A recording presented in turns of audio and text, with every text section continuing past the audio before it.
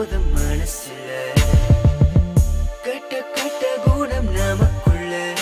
அதை பிரிக்காமல் ஒரு நரி போல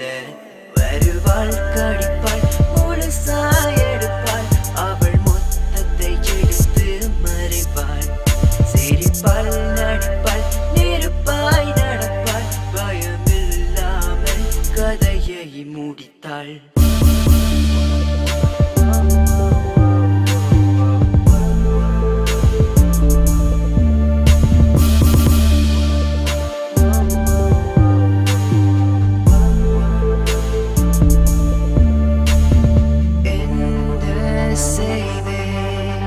என்னோட காதலியா